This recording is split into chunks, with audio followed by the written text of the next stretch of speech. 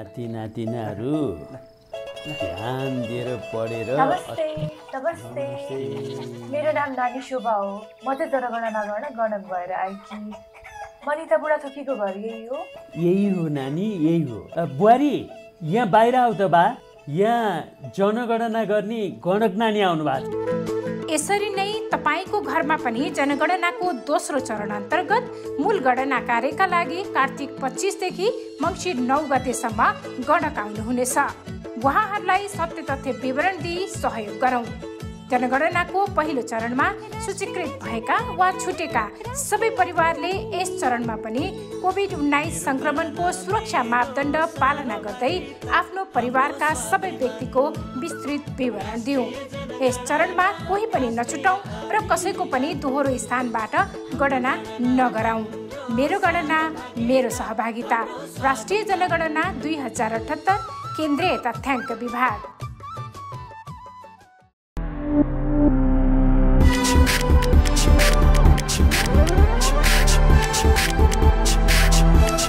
You are watching Live OK Television.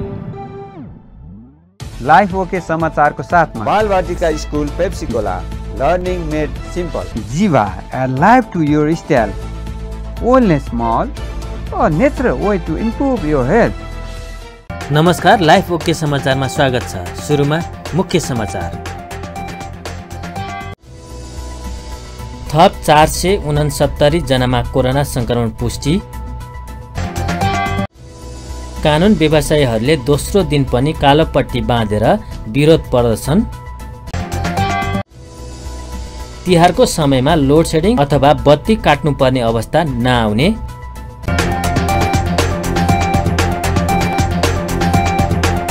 अब समाचार विस्तारमा। नेपालमा मंगलबार थप 469 जनामा कोरोना संक्रमण पुष्टि भएको छ। देशभर गरिएको 7115 पीसीआर परीक्षणका क्रममा 422 र 3172 एन्टिजेन परीक्षणका क्रममा 47 जनामा कोरोना संक्रमण पुष्टि भएको स्वास्थ्य मन्त्रालयले जनाएको छ। यो सँगै नेपालमा कोरोना संक्रमितको संख्या 9,08,107 पुगेको छ। त्यस्तै कोरोनाका कारण थप 11 जनाको मृत्यु भएको छ। हालसम्म नेपालमा 11,427 जनाले कोरोनाका कारण ज्यान गुमाएका छन्। त्यस्तै थप 555 सक्रिय संक्रमित निको हुँदा हालसम्म नेपालमा 7,92,832 जना निको भएका छन्। हाल नेपालमा 9,174 सक्रिय संक्रमित आइसोलेसन र 120 जना क्वारेन्टाइनमा रहेको मन्त्रालयले जनाएको छ। प्रधान न्यायाधीश चोलेन्द्र शमशेर जबराको राजीनामा माग गर्दै कानुन व्यवसायीहरूले मंगलबार तेस्रो दिन पनि कालोपट्टी बाँधेर विरोध प्रदर्शन गरेका छन्।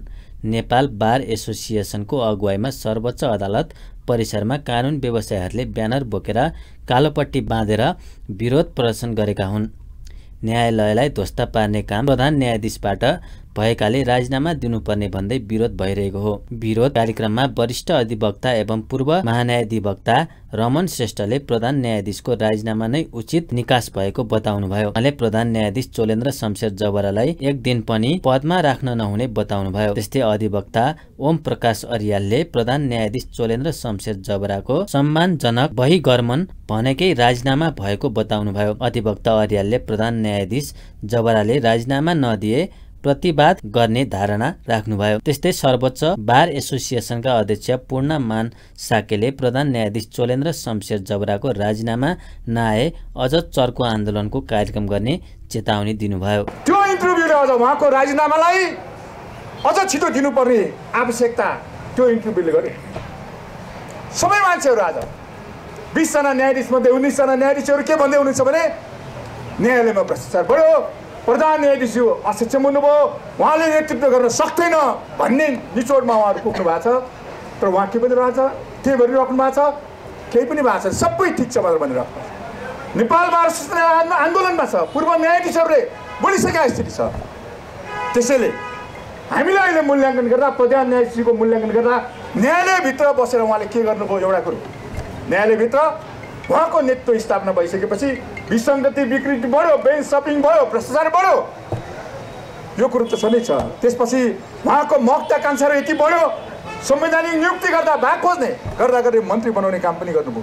त्यसले के सन्देश दिन्छ भने मन्त्री कसले बनाउँछ, संवैधानिक न्यायाधीशको संवैधानिक निकायमा चाहिँ नियुक्ति कसले गर्छ? राजनीतिक दलहरूले गर्ने। किनभने दलले चाहिँ मुलुक हाँक्ने, जनतालाई आफ्नो कार्यक्रम अनुसार कन्भिन्स गर्ने अनि नियुक्ति गर्ने, आफ्नो कार्यक्रमलाई लागू गर्ने हो। अब प्रधान न्यायाधीशज्यू जस्तै अब मन्त्री बनाउन थाल्नुभयो, प्रधान न्यायाधीशको काम के हुन्छ? यो नैतिकताको आधारमा राजीनामा दिनुपर्छ भनेर हामीले किन भनेको भने सम्माननीय ज्यूप्रतिको विश्वास टुटिसकेको छ। विश्वास टुट्दाको क्षणमा तत्क्षणमा नै राजीनामा दिनुपर्ने हुन्छ। किन भन्दा यो उच्च नैतिक चरित्र भएर बस्ने हो, जनताको चाहिँ मन जितेर बस्ने यो विश्वासको पद हो। कुनै एउटा चाहिँ यो रोजगारीको हक अन्तर्गत पाएको पद होइन, म त कानुन बमोजिम आएको कानुन बमोजिम जान्छु भन्ने पद होइन यो। त्यसकारणले सम्माननीय ज्यूले अझै पनि एउटा सम्मानपूर्वक आफ्नो निकास खोजिरहनु भएको छ। सम्मानपूर्वक निकास भनेको नै राजीनामा हो। त्यो बाहेक अरू कुनै पनि विषयमा अहिले नेगोसिएसन हुन सक्दैन। यदि अरू कुनै विषयमा नेगोसिएसन भइरहेछ भनेदेखि पनि हामी त्यसलाई चाहिँ हामीले फेरि प्रतिवाद गर्छौँ। किन भन्दा यहाँ अहिले कतै यो चाहिँ पदको लडाइँ पो हो कि यो आलो पालोको लडाइँ पो हो कि भन्ने खालको चाहिँ सन्देश दिन खोजिएको जस्तो हामीले महसुस गरेका छौँ। यो गम्भीर किसिमको यो धोखाधडी हुन्छ, यसमा हामीहरू लाग्नै हुँदैन। र हाम्रो अहिले तत्काललाई चाहिँ एक मात्र एजेन्डा छ कि सम्माननीय ज्यूको राजीनामा, र राजीनामा यदि गर्नु न भनेदेखि अवश्य पनि यो संसदको दायित्व बन्छ। संसदले आफ्नो दायित्व सम्झेर आधार कारणहरू तथ्यहरू सबै आइसकेपछि विस्तृत छानबिन र अनुसन्धान गरेर उहाँलाई पदमुक्त गर्नुपर्ने हुन्छ। न्यायपालिकाको विकृति, विसङ्गति, भ्रष्टाचार विरुद्धको नेपाल बार एसोसिएसनको अभियान अन्तर्गत कानुन व्यवसायीहरूले यसअघि कार्तिक 14, 15 र 16 गते कालोपट्टी सहितको विरोध कार्यक्रम गर्ने घोषणा गरेको थियो। नेपाल विद्युत प्राधिकरणले तिहारको समयमा लोडसेडिङ अथवा बत्ती काट्नुपर्ने अवस्था नआउने जनाएको छ। प्राधिकरणले यो वर्ष तिहारको लक्ष्मी पूजाको दिन विद्युतको उच्च माग 1500 मेगावाट हारीहारीमा रहने प्रक्षेपण गर्दै लोडसेडिङ अथवा बत्ती काट्नुपर्ने अवस्था नआउने जनाएको हो। मंगलबार प्राधिकरणले आयोजना गरेको पत्रकार सम्मेलनमा प्राधिकरणका कार्यकारी निर्देशक कुलमान घिसिङले तिहारमा जति उपकरण चलाए पनि समस्या नहुने बताउनुभयो। लक्ष्मी पूजाको दिन बढी विद्युत खपत हुने उद्योग धन्दा कल कारखाना बन्द हुने हुँदा कुलेखानी जलाशयलाई भार नदिकनै उच्च माग व्यवस्थापन गर्न सकिने उहाँले बताउनुभयो। उहाँले अहिले प्रसारण प्रणालीमा जडित क्षमता 2000 मेगावाट माथि रहेको र आन्तरिक उत्पादनले नै माग व्यवस्थापन गर्न सकिने जिकिर गर्नुभयो। उहाँले अहिले मिटरको सामान, ट्रान्सफर्मर, तार लगायतका वस्तुको अभाव भएका कारण थप विद्युतकरणका साथै मागेकै समयमा मिटर उपलब्ध गराउन नसकेको बताउनुभयो। त्यस्तै उहाँले वितरण प्रणालीको सुधारका लागि चाँडै 3000 नयाँ ट्रान्सफर्मर खरिद गर्न लागिएको जानकारी दिनुभयो। प्राधिकरणले दुध कोशीलाई अघि बढाइसकेको, अपर अरुण पनि अघि बढाउने लगायतका आयोजना बढाउने क्रममा रहेको उहाँले बताउनुभयो। यसपालि अहिलेसम्मको जेनेरेसन करिब 2000 प्लस मेगावाटमा हामी जलविद्युत मात्रै उत्पादन जडित क्षमता छ। तर जडित क्षमता त्यति भए पनि अहिले अपरेसनमा आएका जलविद्युतहरू चाहिँ करिब 1500 मेगावाट चाहिँ अपरेसनमा छन्। कुलेखानी हामीले बन्दै गर्दा हाम्रो कुलेखानी चलाउनु पर्दैन। अहिले कुलेखानी पनि एउटा एक किसिमले स्पिलै भइरहेको अवस्था छ। कुलेखानीमा पानी अहिले फर्स्ट टाइम होला एकचोटि धेरै वर्षपछि कुलेखानी चाहिँ ओभरफ्लो भएको छ। कुलेखानी पुरा भरेको छ र अहिले दिउँसो करिब 200 मेगावाट जति र राति करिब 500 मेगावाट हाम्रो अझै पनि हामी सरप्लसमा छौँ। त्यो भएको हुनाले तिहारको लागि हाम्रो लोड अनुसारको आपूर्ति चाहिँ धेरै नै बढी छ। सप्लाईको कारणले कुनै समस्या छैन। केही ठाउँहरूमा तिहारमा त लोडसेडिङ हुन्छ कि भन्ने हल्ला पनि मैले सुने। त्यो भएको हुनाले पनि यो पत्रकार साथीहरूलाई पनि जानकारी गरौँ भनेर लोडसेडिङ गर्नुपर्ने अथवा बत्ती काट्नुपर्ने कुनै अवस्थै आउँदैन हामी सप्लाईको कारणले। हामी ढुक्क साथ जति पनि हाम्रो तिहार मनाउँदाखेरि जति पनि लाइटिङ सिस्टम राख्नुपर्ने, जति पनि इक्विपमेन्ट चलाउँदा पनि हामीलाई कुनै असर पर्दैन। सबै आम नागरिकले सबै उपभोक्ताले निर्धक्का साथ तिहारमा झिलिमिली गर्दा हुन्छ। अहिले आएर हामीसँग मुख्य गरेर 2-3वटा समस्याहरू छ। त्यो समस्या भनेको मिटरको सामानहरूको समस्या, मिटर, ट्रान्सफर्मर, तार लगायतका सामानहरूको हामीसँग सर्टेज भएको कारणले फर्दर विद्युतीकरण गर्न र मागेकै समयमा सबैलाई हामीले जुन मिटरहरू उपलब्ध गराउनु पर्ने हो। मागे जति तत्काल चाहिँ दिन सकिरहेको अवस्था होइन, तर हामीले जुन हिसाबले करिब 1 लाख मिटर चाहिँ यो पुरानो मिटरहरूलाई यो स्मार्ट मिटर चेन्ज गरिसकेपछि जुन मिटरहरू हामीसँग छ स्टकमा, त्यो स्टकमा भएका मिटरहरूलाई पनि अगाडि दिएर उहाँले विद्युतको हिउँदको माग व्यवस्थापन गर्न जलाशय र अर्ध जलाशय जलविद्युत आयोजनाको सन्तुलन मिलाउन आवश्यक रहेको र प्राधिकरण त्यसैमा केन्द्रित रहेको पनि धारणा राख्नुभयो।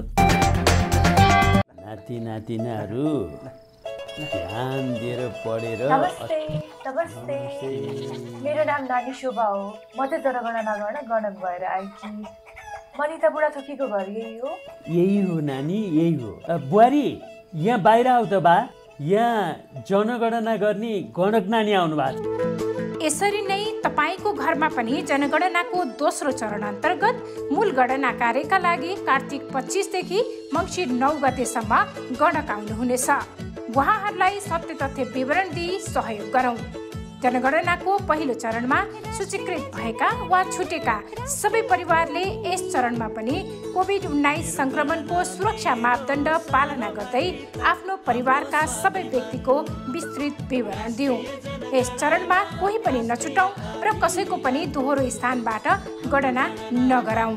मेरो गणना मेरो सहभागिता, राष्ट्रिय जनगणना 2078, केन्द्रीय तथ्याङ्क विभाग।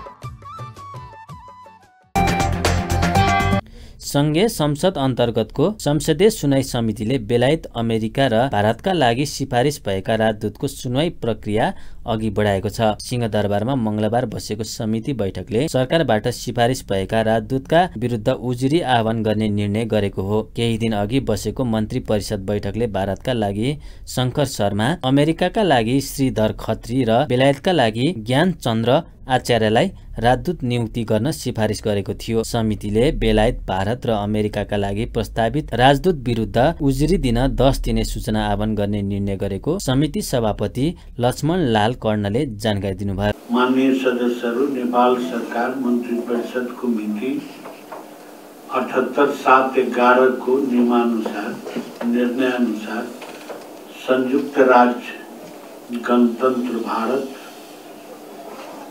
संयुक्त अधिराज्य गणतन्त्र भारत तथा संयुक्त राज्य अमेरिका का लागि आवासीय नेपाली राजदूतको पदमा क्रमशः श्री ज्ञानचन्द्र आचार्य, श्री शङ्कर प्रसाद शर्मा र श्री श्रीधर खत्रीको नाम प्रस्ताव गरी संसदीय सुनवाईको लागि यस समिति समक्ष नेपाल सरकार परराष्ट्र मन्त्रालयको 78/7/12 को पत्र प्राप्त भएको छ।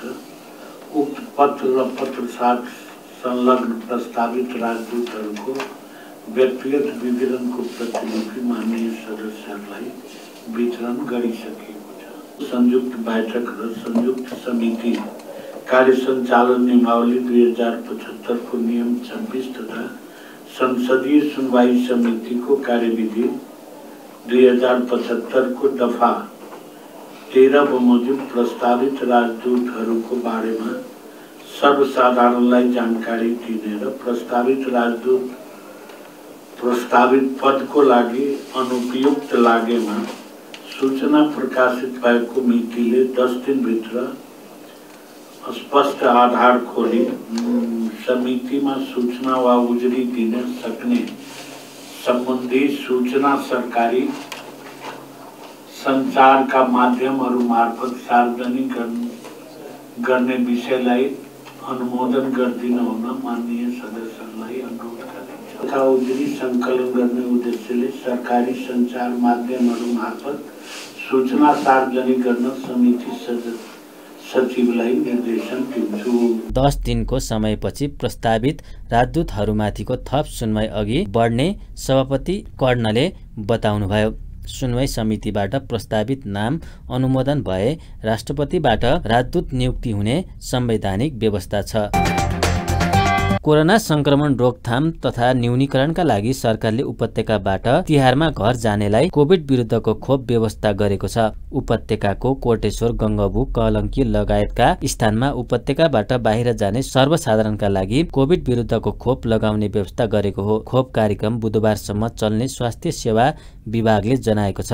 विभागले एस्ट्राजेनिका र भेरोसेलको खोपको व्यवस्था गरिएको पनि जानकारी दिएको छ। स्वास्थ्य मन्त्रालयले कोरोना रोकथामका लागि खोप अभियानलाई विभिन्न चरणमा निरन्तरता दिएको र खोप अभाव नभएको जनाएको छ।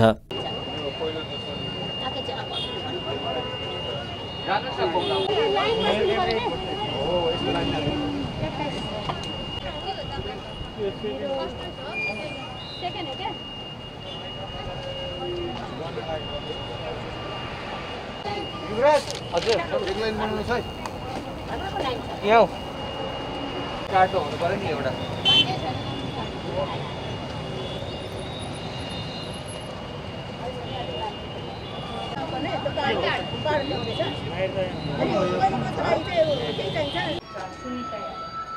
हेलो मेरो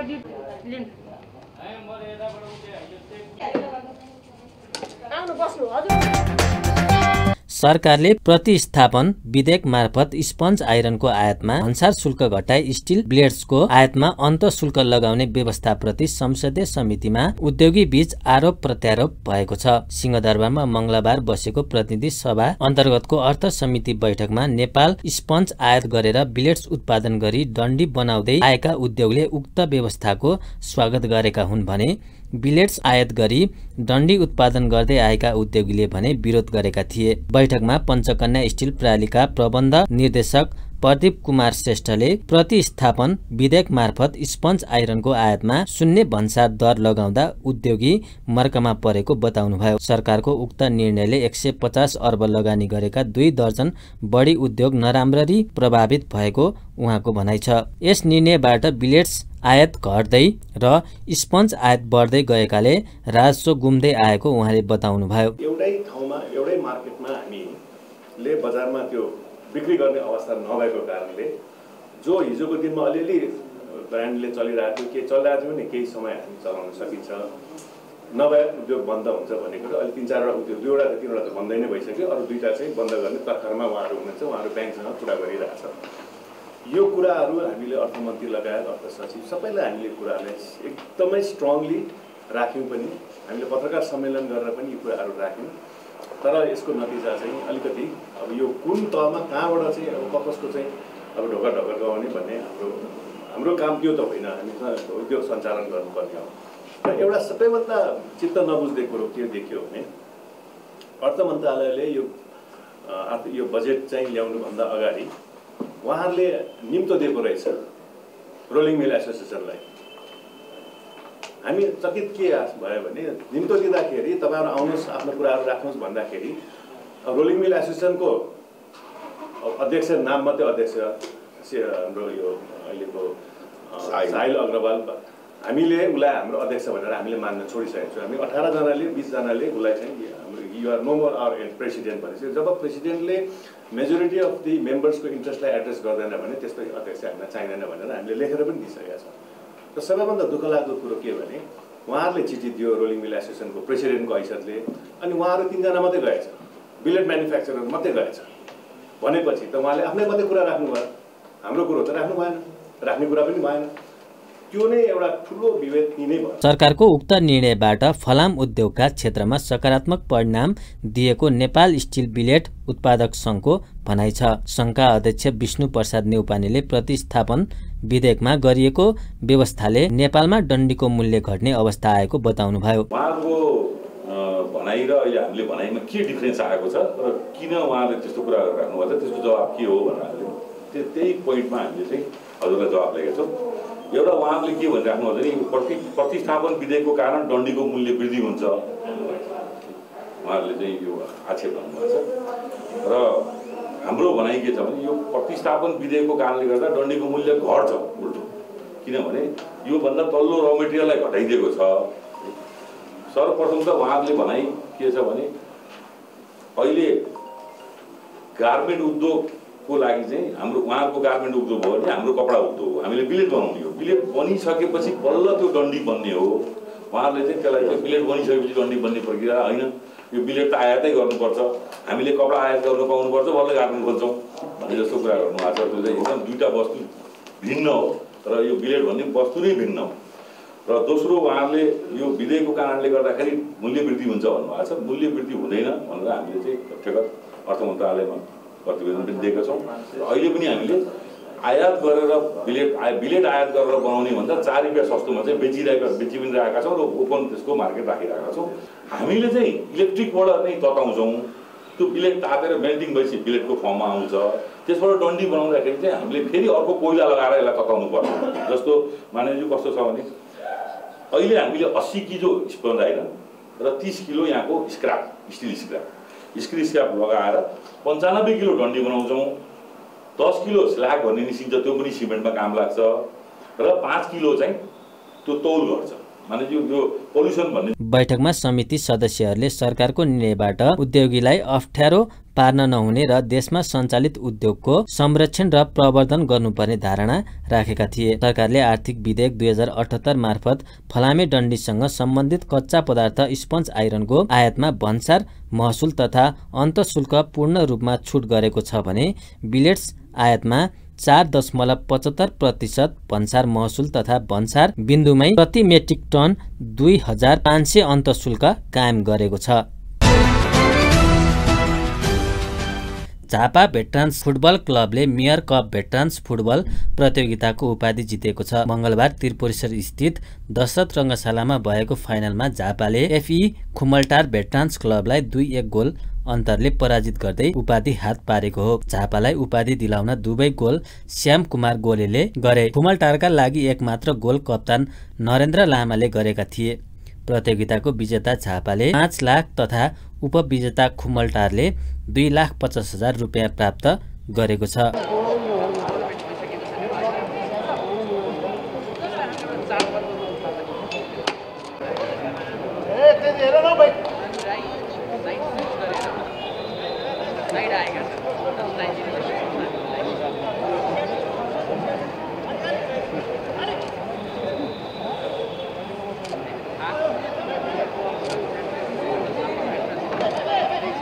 लीग कम नकआउट प्रणालीमा खेलिएको प्रतियोगितामा 21 टिम सहभागी थिए।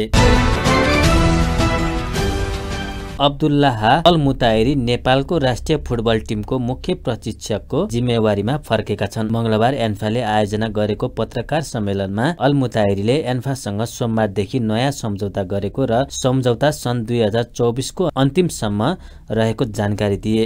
पत्रकार सम्मेलनमा उनले आगामी योजना समेत सार्वजनिक गरेका छन्। विश्वकप छनौट 2026 र एसिया कप छनौट 2027 लाई लक्षित गरेर 3 वर्षको सम्झौता गरिएको उनले बताए। उनले एसियन कप छनौटको तेस्रो चरणको तयारीमा आफूले बनाएको योजना अनुसार खेलाडी घाइते भएको खण्डमा आफूलाई दबाव हुने र हाफ इन्जिन खेलाडी आफूलाई नचाहिने बताए। उनले आफूहरू फुटबलको विकासका लागि परेको बताउँदै सबैले फुटबलको विकासमा केन्द्रित हुन आग्रह गरे। What is the best environment to develop the football in Nepal? So I think we have agreed. Maybe in next month everything will be clear about the next situation, what will be. Especially when the league starts. New contract starting from yesterday until the end of 2024. Because the next step will be the World Cup qualifiers, which will start in February 2023. So I think we have 3 parts. The first part is Asia Cup qualifier 2023. The second part, World Cup 2026. Which will start 2023. The third part will be Asia Cup 2027 qualifiers, which will start in 2024. The true love. You cannot buy the love by money. You buy it by hard work. I buy the true love of Nepal people by my hard work. So I cannot say no to them. And also I cannot say no to Anjan Besta, Keran, Ayush Galan, Manish, everyone. Everyone in the national team, he speak with me. Also my staff. Keran Shretta, Bikash Malla, by the way, he, mashallah, today he passed B license, mashallah, congratulations for him. And Afishkar, Bikash Gurung, Krishna Dai, Madhu Dai, Bibek, Salendra, everyone. We speak too much, and I think we will not have too much negative points in the future, because I think we passed the exam time. Let's work and focus on the development of football. Who won't work outside of this? Let him work, but me, my players, not involved in this, and don't try ever to involve us. Because if you will involve us, we will speak. So please, we won't work only on football. I am coach. I don't care about anything else. I want work for Nepali people. Only for Nepali people. When they be happy, I am happy. When we lose the final, अलमुताइरीले खेलाडी र टिमको मनोबल उच्च हुने किसिमले समाचार सम्प्रेषण गर्नका लागि सञ्चारकर्मीलाई आग्रह गरे। सुन तोलामा 200 रुपैयाँले बढेको छ। छापवाला सुन प्रति तोला 92,000 रुपैयाँमा कारोबार भइरहेको नेपाल सुनचाँदी व्यवसाय महासंघले जनाएको छ। यस्तै तेजापी सुनको पनि मूल्य वृद्धि हुँदा प्रति तोला 91,500 रुपैयाँमा खरिद बिक्री हुँदैछ। सुन चाँदीको मूल्य लगातार बढेको हो। यस दिन सुनसँगै चाँदीको भाउ पनि बढेको छ। चाँदी तोलामा 5 रुपैयाँले उकालो लागेर प्रति तोला 1,250 रुपैयाँमा किनबेच भइरहेको छ।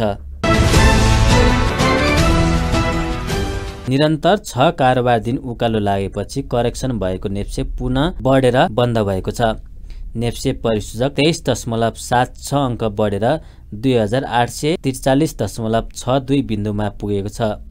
निरन्तर 6 कारोबार दिनमा नेप्से 280.56 अंक बढेको थियो। यस दिन सेन्सिटिभ इन्डेक्स 2.84 अंक बढेको छ भने फ्लोट इन्डेक्स 1.4 अंक र सेन्सिटिभ फ्लोट इन्डेक्स 1.29 अंक बढेको छ। नेप्से बढे पनि यस दिन कारोबार रकम भने घटेको छ। यस दिन 230 कम्पनीको 59,881 पटकको कारोबारमा 6,07,37,16,000 रुपैयाँ बराबरको 79,77,000 किता शेयर खरिद बिक्री भएको छ। अन्त्यमा प्रमुख समाचार फेरि एकपटक। थप 469 जनामा कोरोना संक्रमण पुष्टि। कानुन व्यवसायीहरूले दोस्रो दिन पनि कालो पट्टी बाँधेर विरोध प्रदर्शन। तिहारको समयमा लोड सेडिङ अथवा बत्ती काट्नुपर्ने अवस्था नआउने। हस्त अहिलेका लागि लाइफ ओके समाचार यति नै। हेर्दै गर्नुहोला लाइफ ओके टेलिभिजन। नमस्कार।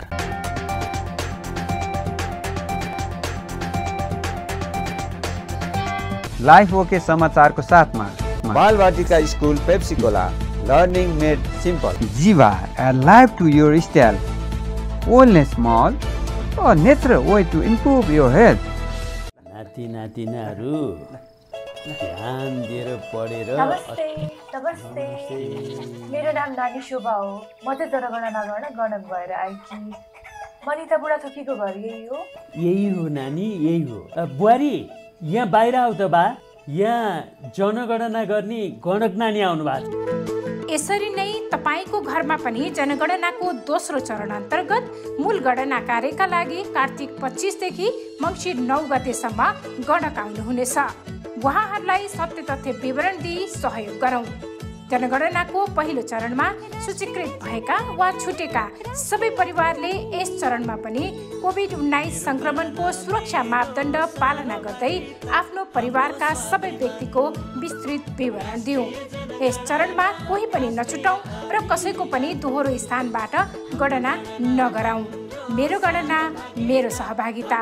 राष्ट्रिय जनगणना 2078 केन्द्रीय तथ्याङ्क विभाग।